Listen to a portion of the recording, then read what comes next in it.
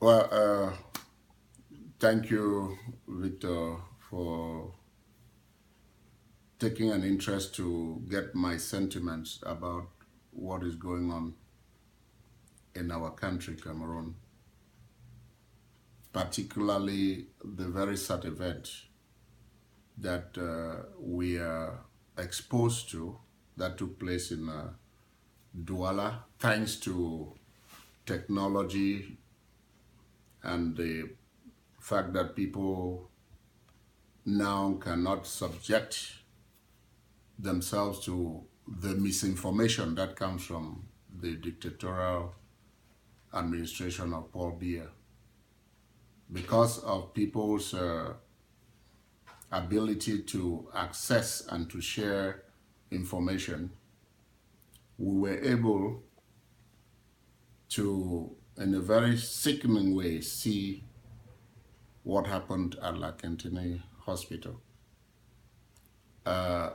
When I saw the first images that came out, I thought this was one of these creative people trying to pull a prank on social media. You know, people get very creative technologically these days.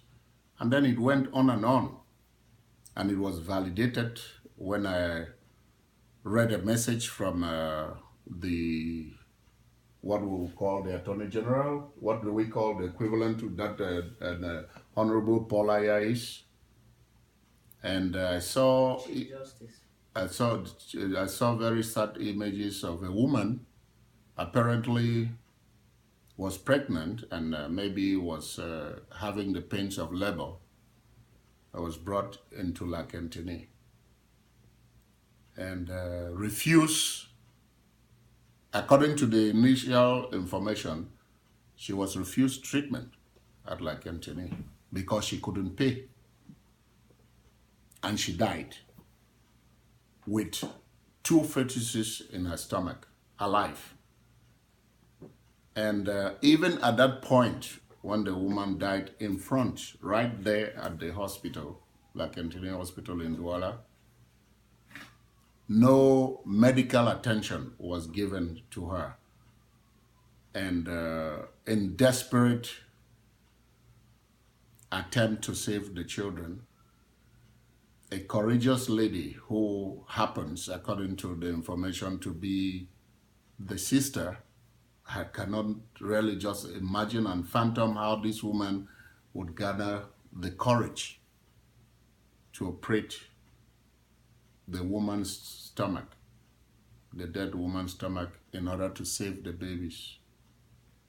And that woman deserves our appreciation for our efforts, in spite, even though she was not fortunate enough to save the children. Well, this is really sad. And when I see things like this happening, I look at myself and I look at our community here, the Cameroonian diaspora that is doing so well. And it hurts so much to see the amount of indifference that we have towards the happenings or things that happened in Cameroon, where we seem to be so uncaring to what our inactions or our inability to speak out words against the evil practices of a demonic administration like that of Mr. Paul Biya and his cohorts, that we who are living in civilization in a country where we have so plentiful and so much, we would sit here and think that it's the white man who would live here to go save our people and rescue our people. It is sad. I am here today, this evening, and I met you here in the home of one of our sisters and our community leader, Amisa Asima. And she sent out text that we should come here for a vigil, a candlelight vigil. And when I saw her text, I was at least consoled that somebody is taking a little initiative. No matter how little it is, it should be a starting point. And my friend, the executive director of ACCDF, came and picked me up for us to come here. Sadly enough, and I'm not really angry or disappointed, she did something. We came, we didn't see most of the people that we thought we'll find here, but that's still okay. Mr. Risham Backup and I are sitting here, and we are pleading to Cameroonians that what is going on in our country, no matter what we think that we're running away from it, is a reflection of us. And it is time for us to be angry. Look at Tunisia.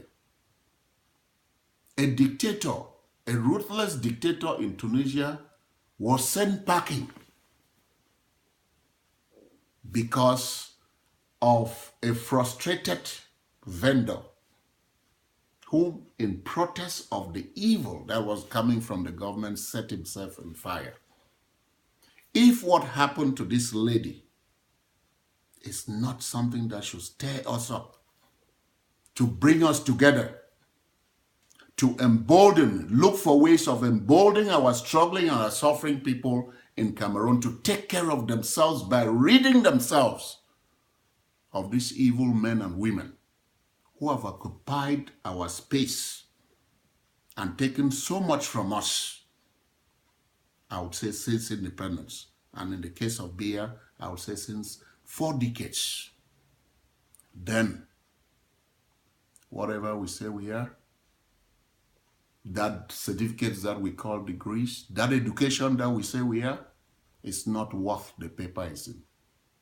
If all that we went to school for is for us to have jobs for ourselves, run expensive cars, and build or live in expensive big houses. If what happened to this, our sister,